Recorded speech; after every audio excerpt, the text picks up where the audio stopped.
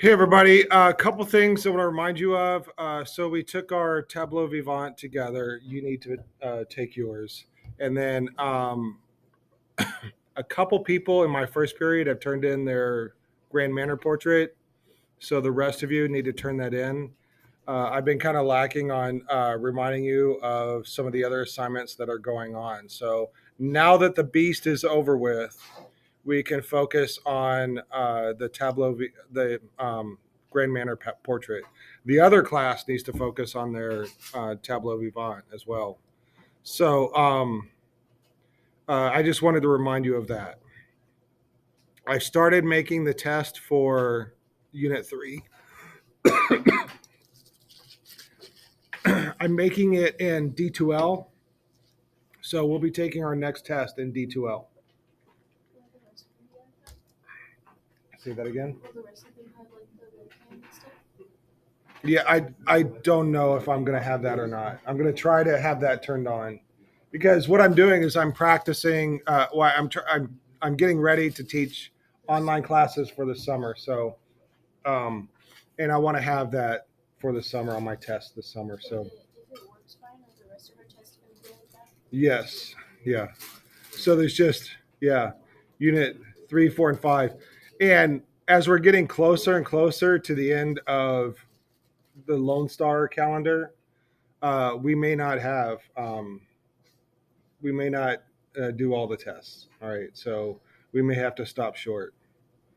With the kids over at Cy Park, I'm going to assign them the Africa and America lectures that we did last December, and they'll take the test for that since that's already made. And then, and us here at Cy Falls, we'll go ahead with modern art.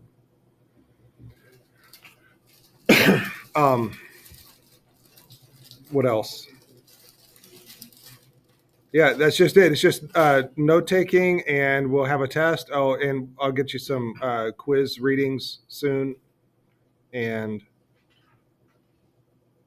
other stuff. So I just haven't reminded you of assignments in a while.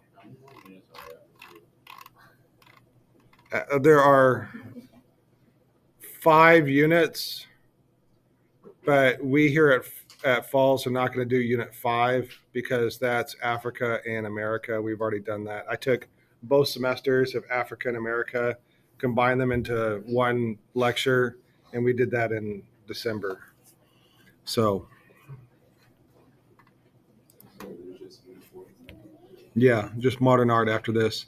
So this includes neoclassical, romanticism, realism, impressionism, and post-impressionism. So that's what this test will be on. And then the next test will be on modern art, and there's just an explosion of different styles of modern art that I hope that I can get to. So for example, so this is a big chapter. It has 6 parts to it. 28 is a big chapter. It has 6 parts to it. Chapter 29, which is modernism, has 9 parts, and I'm not even done with that chapter yet. I have plans for 3 more parts, so it'll have a total of 12 parts to it. So, and then chapter 30, I think, has 6 parts. So, whereas, the biggest one that we've done so far is like the High Renaissance, which had 5 parts. All right, back to photography.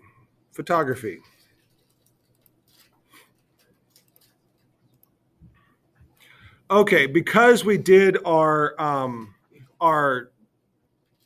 field trip to the dark room, I'm going to be recording this as if you guys hadn't heard this before. All right.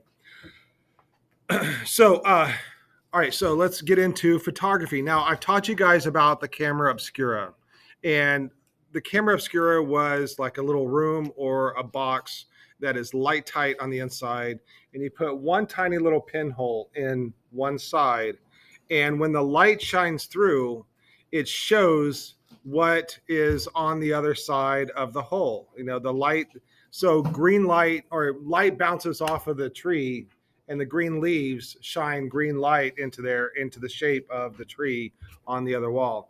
And you can see in this illustration and the one below, a person can be in that room and then trace the image on a piece of paper with the image projected. And notice that the tree is upside down. So the light coming from above goes through the hole and hits the back wall at the bottom. The light from below goes through that hole and hits the back wall at the top. And the same thing happens in our eyes. Our eyes work the same way as a camera obscura, that the light comes through the pupil and hits the back wall, the retina, at the bottom. Like the light from above goes through and hits the bottom. Light from below goes through and hits the top. So we are seeing everything right now upside down and backwards. So right now we are all upside down in this room. Then they created a box camera obscura. So this is a device where you don't have to walk inside of a tiny little room. Now the camera obscura becomes transportable. You can move it from one place to another with ease. And so as technology gets better, you begin to work towards a camera. All right, and then scientists discovered this chemical called silver halide, or these crystals inside this solution, and they burn when they are exposed to light. So I took you guys into the dark room, and we talked about the chemical being on top of that paper. And when we expose that paper to light, it burned the chemicals. Now, we didn't see that burn. It wasn't until we put it in the chemical was a developer that those burn parts turned black. And so that's what created the photograph. But if you look at the solution that was on that piece of paper with a microscope, it would look like this. And so here is, the layers of chemicals that are on that piece of paper. All right, so if we take a camera obscura and put a piece of that photographic paper in there, that's paper that has been treated with that chemical that'll burn.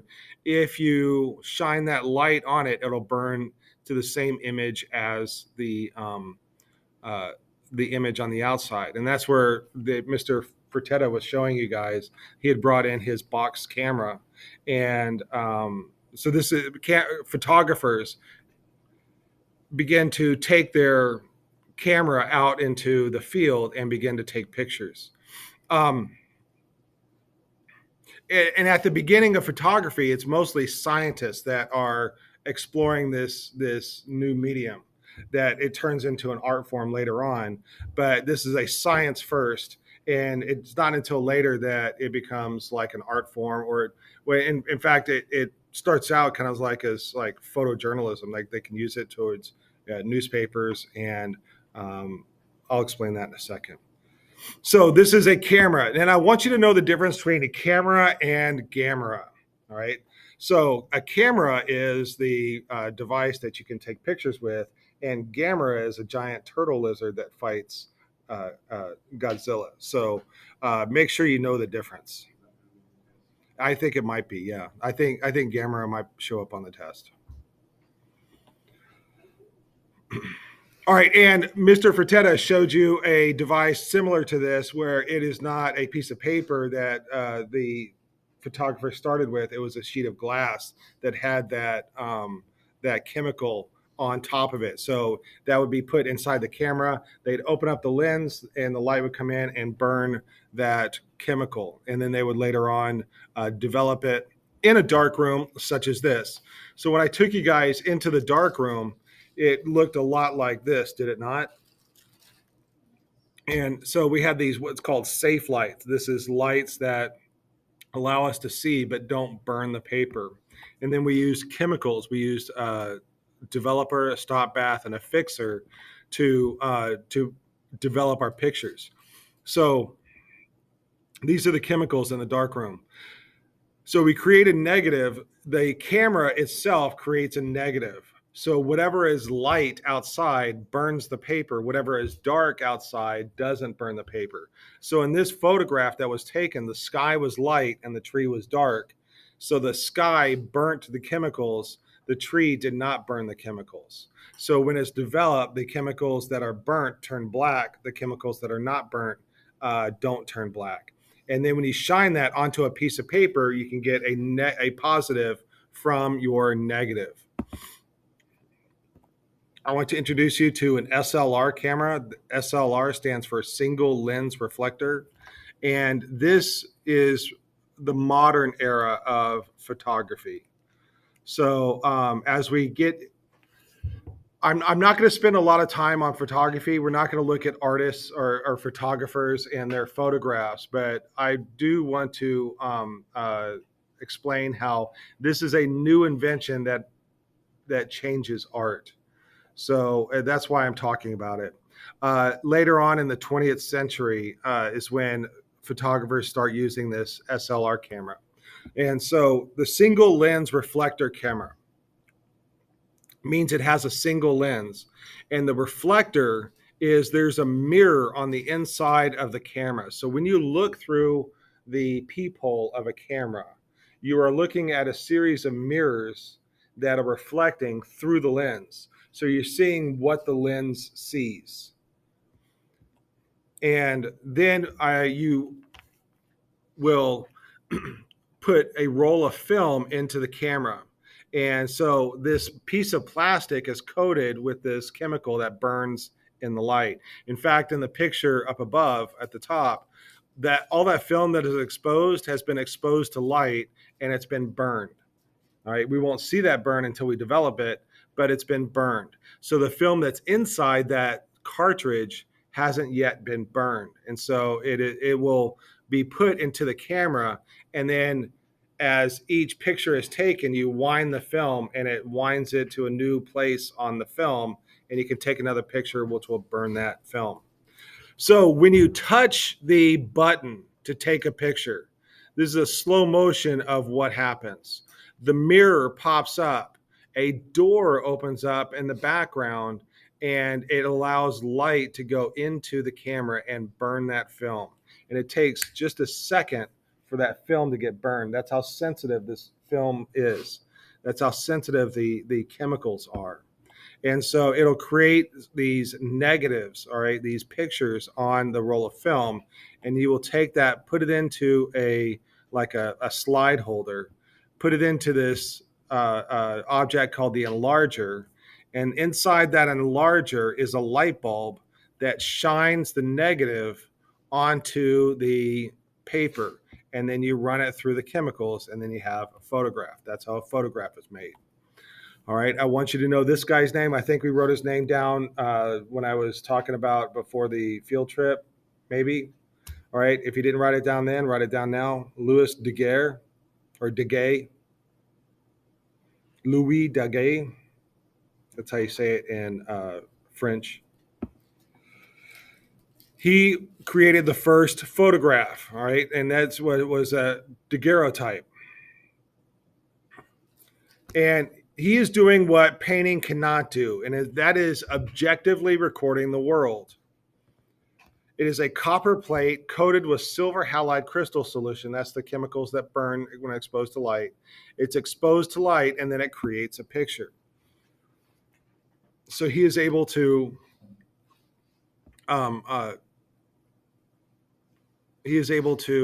create a photograph, one of the first photographs.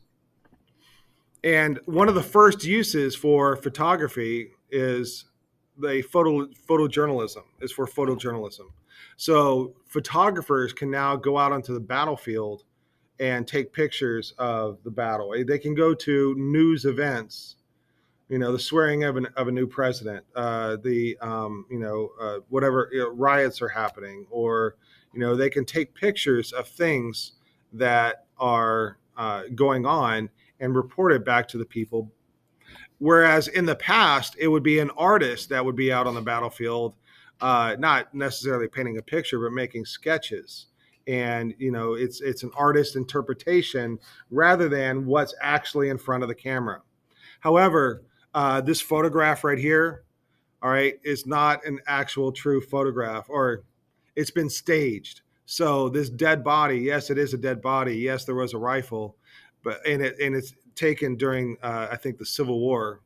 But the body had been moved to this place, and that rifle there is not a military rifle; it's a hunting rifle belonging to the photographer. So he staged this photo. So even in the first early days of photography, they are telling us lies. It says, you can't, like, cameras can't lie. Well, this is a lie, right? Yes, there was a war going. Yes, there was dead people, but this person didn't fall here. That rifle isn't a military rifle. Anyways, so what's the point of me telling you all this? This creates a crisis in art. What's the point of painting when you can just take a picture of it? So, like a still life, we have like this still life right here. Now you can take a picture of a still life and it looks exactly how it looks in front of the camera. Portraits, you can do portraits now. And so artists don't have to do portraits. Artists don't have to do still lifes anymore. This frees up the role of the artist to focus on other things. You don't have to make things realistic anymore. And this starts us on a long road to modern art and abstraction. So, photography leads to the freeing of the fine arts. Artists no longer have to paint what is in front of them. The camera can now do that. If you want something realistically rendered, then just take a picture of it. Artists start looking within for inspiration for art making, and the invention of photography puts art on the long road to complete abstraction. So, all right. So the field trip that we went on, was that not the best field trip ever in the history of field trips? All right. Okay. So I want you to keep that photography in the back of your mind. We're going to see paintings. I'm going to show you paintings, and I'm going to point out things that is influenced by photography. So photography definitely has a huge impact on art. All right. So we're going to go back and look at the salon. You remember the salon? There's two kinds of salons: salon with a big S and a salon with a little s. We're going to do the salon with a big S, and that's that big show of artwork from the members of the Royal Academy of Painting and Sculpture, and the rich people come in and buy the artworks. So, do you remember Louis XIV? He says, "I want all artists to paint only stuff I like. I will create a school that teaches artists to paint only stuff I like. And there will be a biannual art show that shows only artworks that I like." And that was the salon. All right, so the salon is very limited. Inside the salon is chosen artists who paint like the people that are putting on the salon like. So, if I like landscapes and I'm going to have a show of only landscapes and somebody shows up with a portrait, I'm going to say, "Hey, no, you can't be in here because I'm only showing landscapes." So we only like traditional art. So if you come up with something that's not traditional, you're not allowed. And that's what's going on here. So we have a salon committee. I've told you guys about this before. And we have artists, and artists are submitting their art to the committee. And so the artist will say, "Hey, can we come show our art in the salon?" And they says, "We like your traditional art. Yes, you may exhibit your art." So this is the kind of stuff that's getting into the salons: traditional art, and then art with expert craftsmanship and no brushstrokes. But there's a bunch of other artists that say, "Hey, can we get it into into the salon?" He says, "You are not making traditional art. Your painting is horrible." No, but we are so bored of traditional art. We want to do something different. And the committee says, "Traditional art is beautiful. Your art is ugly. We will only display beautiful art." And then the artist will say something like, "Our art may not be beautiful, but it has an important message. It should be displayed." So no, nope, your painting is ugly. Your argument is invalid. So then we will take our paintings elsewhere. And then the salon's like, "Well, where are you going to go?" Right? They're the only salon. There's only one place to exhibit art. So they will make their own salon, and that's what they do in the future. All right. So Napoleon III is in power at this time, and he decides that he's going to embarrass these new people, these people that are making romanticism art and realism art.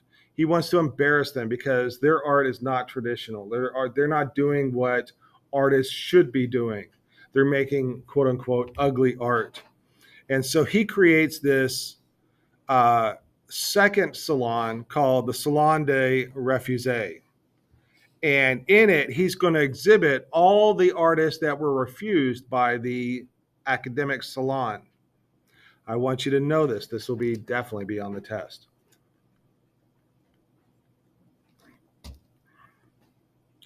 So once again, this art show is showing the artists that were refused by the salon.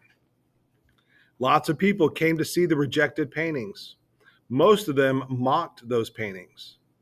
And that was the plan by Napoleon. He wanted to teach these artists a lesson that if you get mocked, then you'll start making art that we want to see. He wanted to let them fail. But there was enough people that liked it that uh, encouraged the artist that they should continue on. And this is the beginning of a revolution in art. And I said that that people mostly mock this artwork, but enough people said there's something new and interesting here, and it's something to pay attention to. All right, so we are going to get into realism.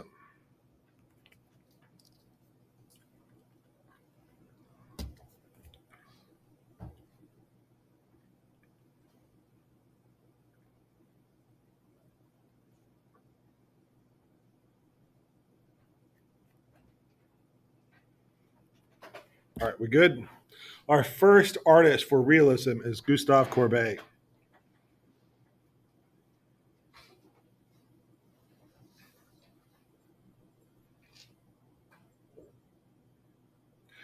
All right, and Gustave Courbet, what his main philosophy is that the only possible source for living art is the artist's own experience. It that if I don't see it myself, then it doesn't exist.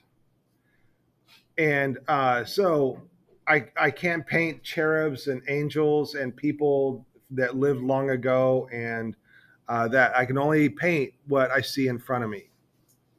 All right, I'm not going to pretend to paint other things that like everything that's traditional and academic and historical, like history paintings, painting from ancient history, mythology, religion.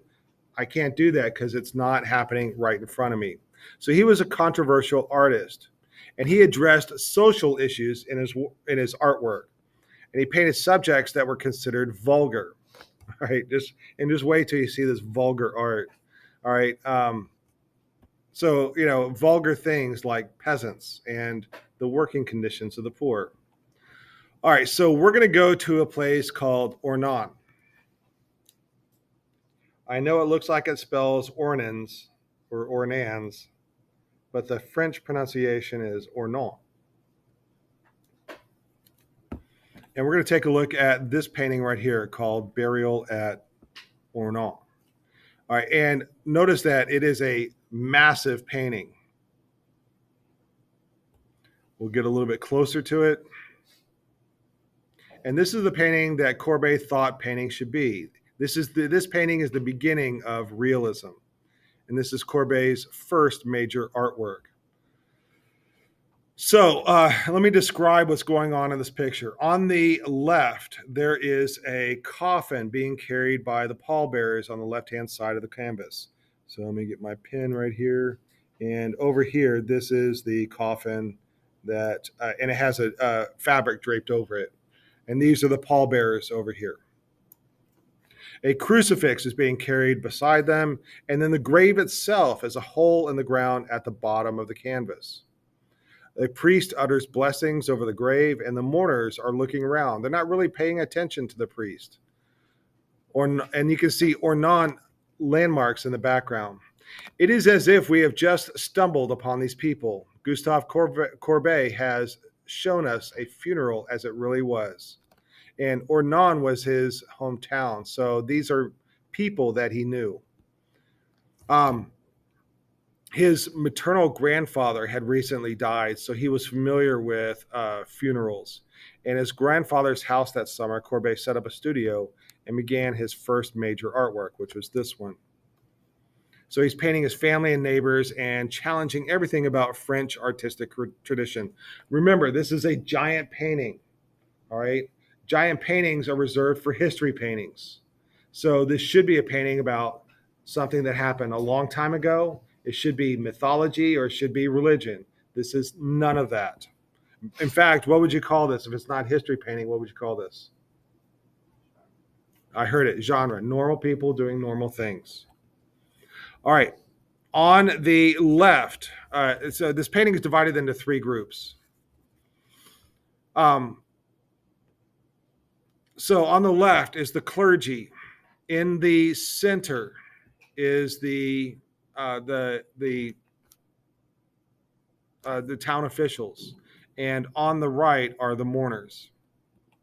And like I said, that this is the size of a history painting, but that's almost like where the history painting stops. Uh, when viewers see something this big, they expect a history painting, but this is a genre painting. He submitted it to the Salon as a history painting, but it had no business being this large. The general rule in art is that genre paintings are small and history paintings are big, and he broke that rule. So yeah, and then again, history paintings should be ancient history, mythology, and religion.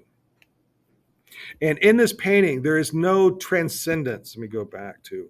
There's no moment of grief and beauty as we envision the soul of the departed ascending into the heavens. And there's not even saying the name of the person being buried, like we don't know who it's a burial of. And it's bringing the experience of rural life into the most elite Paris institution, the Salon. They're taking this boring farm community, this daily activity in the farm community, and they're putting it in the Salon. And that's a big no-no. That's a part of the offensive part of it, is that it breaks the rules. And here we have this giant painting taking up all this wall space in the Salon, and it's not following any of the rules. In this painting, Courbet is heroicizing the ordinary. He's heroicizing the common humanity. So one part of realism is just ordinary people doing ordinary things, a lot of genre painting. And in this one, what makes this a realist painting is this is an ordinary funeral. These are ordinary people. This is an ordinary location. Courbet was doing something entirely new. He was acknowledging the dignity of everyday citizens, but he was depicting them on a scale previously reserved for those who held power. When he submitted this painting of the common people for the French provinces and the Paris Salon, he expected controversy. Like I said, he broke the rules. He raised the status of the everyday man to the status of monarchy, gods, and heroes, because that's what's in history paintings. The realist opened up a new subject matter for the artist, which is everyday people. And the lack of focal point adds to the realism. All right, there's normal distractions of life in this painting. Everybody's kind of looking around and they're distracted by little things. Like they're not all focused on the priest. Even the dog is not traditional. Now, what did I say about dogs in paintings? What do they represent? Loyalty. All right, that is not what this dog is representing. All right, this dog is just a dog. All right, that's part of the realism, that we don't have these grand ideas and symbolism going on in the picture. It is what it is. It's just a funeral at a small town. All right, and this is something totally new. And the lack of interaction between the figures is another academic rule broken. And so let's compare it to another funeral piece, all right? The Burial of Count Orgaz by El Greco. And look how fantastic that is. Look at all the stuff of fantasy, up in the upper part of the painting. Let me get my, right? All this up here is stuff that the artist never witnessed. This figure right here, Saint, I can't remember which saints these were. All right, I have to go back to my notes. But these were saints that were not living at the time that the event happened. And so it was imagined that these saints came out of antiquity and helped bury the count. And then all these people here, yes, these are real people. These are all portraits, but they are all here pretending to be a part of all of this fantasy going on. There's so much fantasy in this, or it's a religious fantasy. All right, but it's stuff that we don't see here on Earth. Whereas the realist painting is just what it is. All right, it takes a lot more imagination to do a history painting than it is to do a realism painting.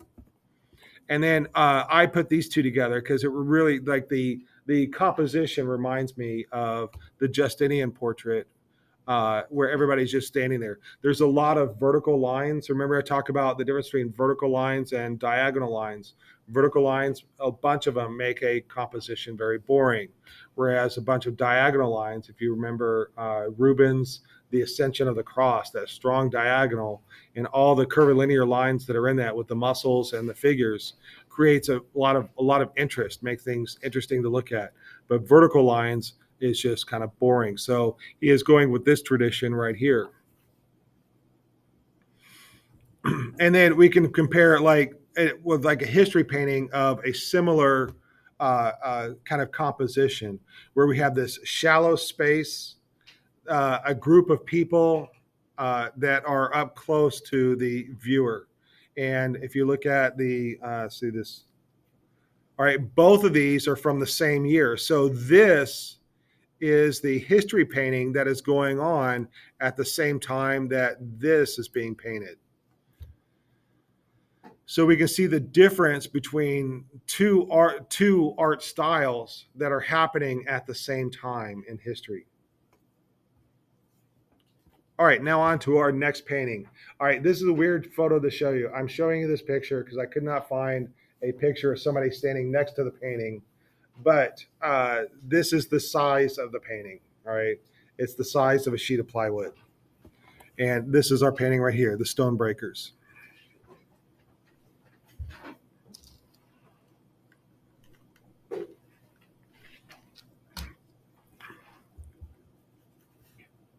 Again, this is realism. This is common people doing common things. This is the lowest job that somebody could have is a stonebreaker. What they are doing is they are going along the road that has not been paved yet, and they are breaking up stones and taking them elsewhere. And later on, a road construction crew will come through and build a road here.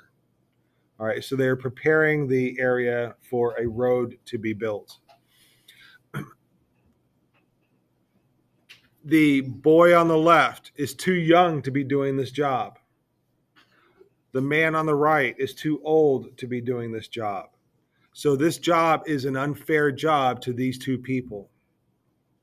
All right, neither one of these people should have a job like this. So he is bringing forth like not only like he's painting what he sees, he's painting realism, but there's a social message here, and that life is unfair for the poor. These poor people have no better job than to be a stone breaker.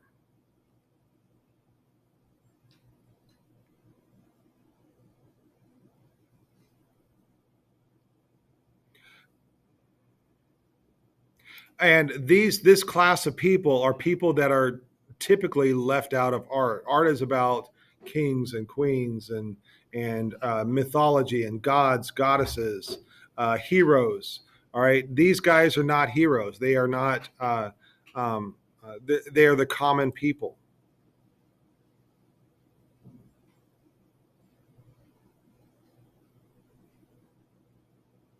I'm going through my notes now. All right, and this is a comment on the situation in France at this time. If you are born into the low class, if you're born into the bottom class, you have no chance to rise in your station. You have no chance of moving up in the world. So you will live your life. This kid towards the end of his life will be that man. That man was this kid. They've lived their whole life as a stonebreaker, never having the opportunity to become anything better. So the message is that those born into poverty will remain there. There's a lack of social mobility. And at this time in the 1800s, there was a lot of interest in the unfairness of the world around the poor.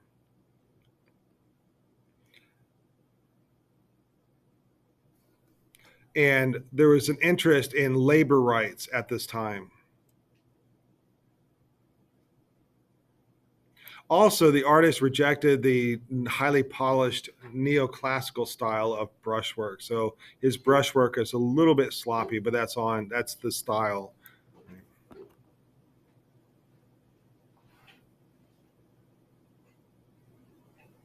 Oh, and then one other point I want to make out in neoclassical art and traditional art, the faces, the hands, and the foregrounds are given the most attention. You cannot find brushstrokes in those. And then when you get into the background, it gets a little bit more sloppy. It gets a little bit more sketchy. But in this case, the artist has given just as much attention to the people as he has the area that they're in. So there's no hierarchy of people over the environment. There's a story that goes along with this painting. During World War II in Dresden, as cities were being bombed, if your city's being bombed, then art museums have a chance at being bombed. There wasn't, smart bombs where they could, target one particular building and blow up that one particular building. They had to lay down carpet bombs. So, massive amounts of planes dropping massive amounts of bombs, hitting a large area. And sometimes bombs go off course, sometimes planes are off course, and important places get bombed. For example, art museums. Art museums get bombed. So, how do you protect the art? Well, you take the paintings out of the city and you take them into the country, and they're a lot safer in the country than they are in the city. Well, on February 13th, 1945, there was a convoy of trucks that were loaded with artworks heading from Dresden to a nearby castle. For safekeeping. And as Dresden was getting bombed by the Allies, so these were Germans that were moving the painting, and the convoy got bombed as well. So the painting that we had just looked at was destroyed during World War II. All right, we're going to stop here for today. We will come back to the Painter Studio tomorrow. Are there any questions about anything that I've discussed at all?